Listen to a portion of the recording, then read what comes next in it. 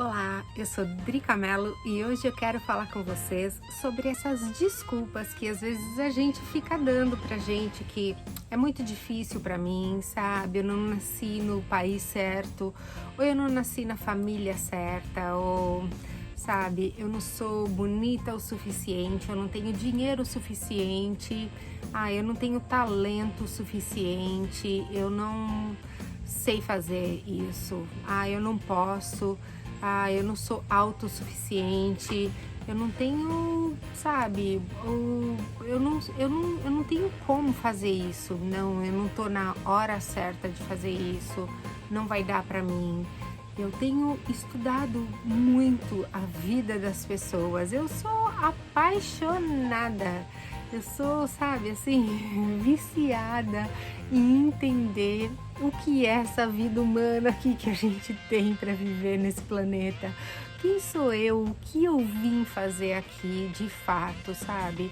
E eu fico, às vezes, por tempos tentando ver, né? O que é a vida das pessoas, porque eu estudo muito, né, assim, o que os ensinamentos, né, o que os Vedas estão falando. Por exemplo, eu sou estudante de Vedanta, eu já estudei, né, assim, essas ordens místicas falam o que é a vida, né, o que a gente está fazendo aqui, o que a filosofia fala sobre a vida da gente, e eu tento aplicar isso na minha vida, né. Tem um professor meu que fala, né? Eu até estava falando isso para uma amiga minha esses dias, né? Que o conhecimento dentro da cabeça da gente é só um monte de informação. Ele se torna sabedoria quando a gente passa a aplicar esse conhecimento na vida da gente. E o que eu faço muito também, estão cortando a grama aqui, tá tudo bem, daí eu não vou parar meu vídeo. E o que eu faço também, eu passo a observar a vida das pessoas. E eu não vou observar a vida de pessoa que não tá nem aí para entender o que é a vida, né? Eu começo a observar a vida de pessoas que deram certo, pessoas que têm alguma coisa para me acrescentar. E esses dias eu assisti o filme do Ray Charles, que o Ray Charles foi uma grande influência na música, né, aqui americana. E aí eu fui entender o que foi a vida do Ray Charles. E é tão louco quando a gente começa a ver a vida das pessoas, né? Porque a gente vê, por exemplo, o Ray Charles muito famoso, você fala, mas o Ray Charles era o Ray Charles. Mas quem era o Ray Charles antes dele ser o Ray Charles? Então, eu vou dar spoiler do filme. Se você ainda não assistiu o filme, quer assistir o filme e não gosta de ter spoiler, então pode parar esse vídeo aqui. Porque eu vou falar desse ponto de vista do entendimento humano. Porque quando a gente começa a analisar a vida do Ray Charles, do Elvis Presley, né, do Michael Jackson, eu vou te falar de alguns professores meus aqui, Joe Dispenza. Quando você vê a vida, né, do Neil Donald Walsh, do Joey Vitale, esses caras, eles foram moradores de rua. O Joe Dispenza, ele sofreu um acidente de bicicleta que o médico falou, nós vamos te operar e você vai passar a vida sem se poder se movimentar mais. Você vai ficar tetraplégico. E ele só não fez a cirurgia como ele se curou. Ele se curou e ele fez essa promessa para ele. Ele falou, se eu conseguir me curar, eu vou dedicar minha vida a entender o que é isso e eu vou ajudar muitas pessoas. E hoje ele cura pessoas assim com câncer de cérebro, com pessoas que, né, estão assim, não tem mais jeito na vida delas. E elas se curam, não é ele que cura a pessoa se cura com o entendimento que ele conseguiu ter sobre ele mesmo. Então, é assim, é muito raro hoje em dia a gente ver nessa realidade, é muito raro uma pessoa que, assim, ela nasceu nesse berço de ouro e ela cresce e prospera e vive e morre feliz, príncipe nesse berço de ouro. Até Buda, né? Buda nasceu príncipe, mas ele se tornou e ele foi Buda porque ele deixou de ser o príncipe que ele era. Então é muito louco entender. E o exemplo que eu quero dar aqui hoje é sobre o Ray Charles, o que eu entendi sobre a vida dele, né?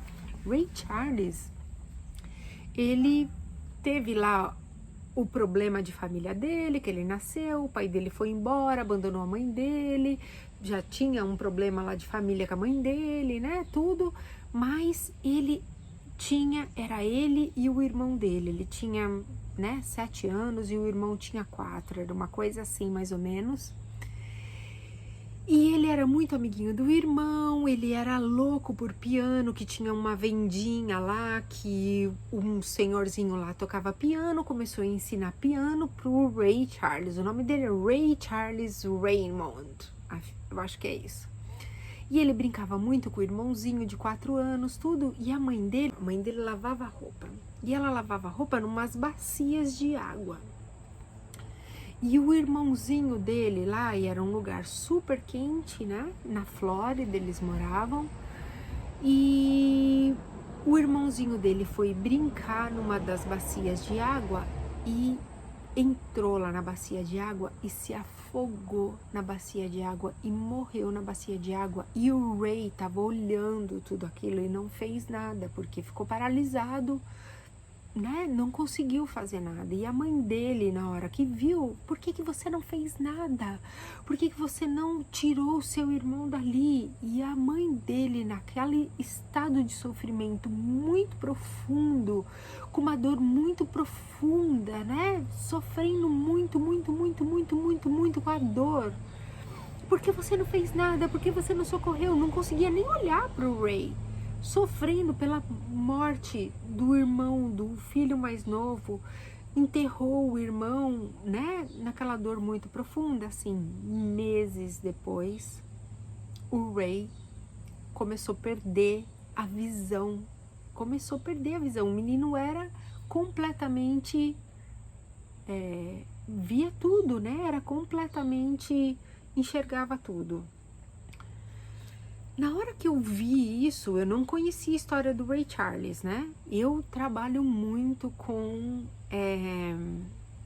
mensagem subliminal e para eu montar as minhas mensagens subliminal, eu vejo o trauma e vou ver o que tem de ver relação.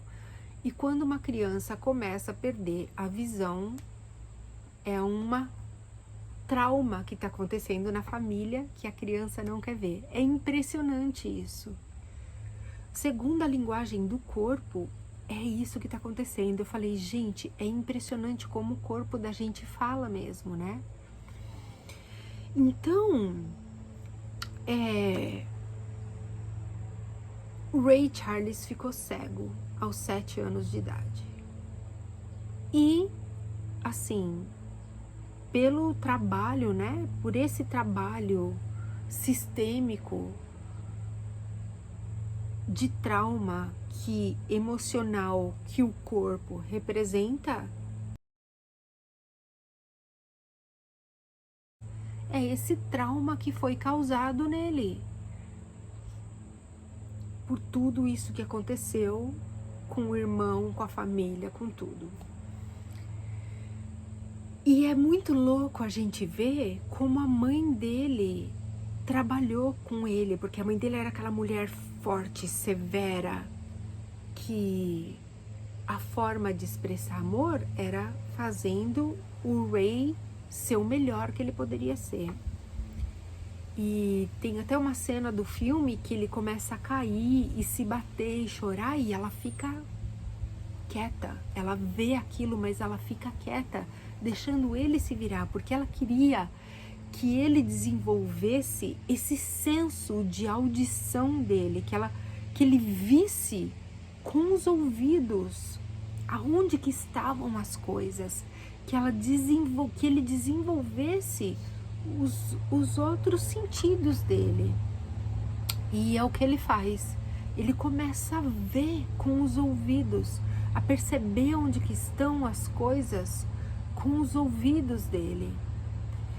E para um músico que ele se torna, isso é fundamental, né? Essa sensibilidade que ele adquire é uma coisa absurda de bonita que você vê acontecendo, mas que naquela época era muito sofrida. Bom, Ray Charles deixa a Flórida e vai tentar ser um músico tal, e até é impressionante como que ele começa a tocar em bandas, tudo, e ele recebe tudo em notas de $1 para ele poder contar o que ele está recebendo, né? Só que esse trauma acompanha ele por toda a vida, é mostrado como esse trauma da morte do irmão, da culpa que ele carrega com a família dele, acompanha ele o tempo todo. Quando ele começa a compor as próprias músicas dele, o que ele faz? Ele era negro, cego, e ele começa a misturar gospel, que são as palavras bíblicas, né, com blues e jazz. Então você tem dois tipos de públicos completamente distintos, né? O gospel, que é um povo evangélico, né? E o público do jazz, do blues, que gosta de dançar, que fuma, que bebe. Então ele põe a palavra do gospel no ritmo do blues e do jazz. Ele é a única pessoa que está fazendo isso naquela época. Então, ao mesmo tempo que vira um sucesso, porque ele é o único que está fazendo isso e o povo adora, vira um escândalo. Então, ele começa a fazer shows e ele vira esse sucesso. Então, ao mesmo tempo que tem gente que ama, tem gente que odeia. E ele chega a ser expulso da Geórgia, porque a origem dele, ele é nascido na Geórgia e ele é expulso da Geórgia.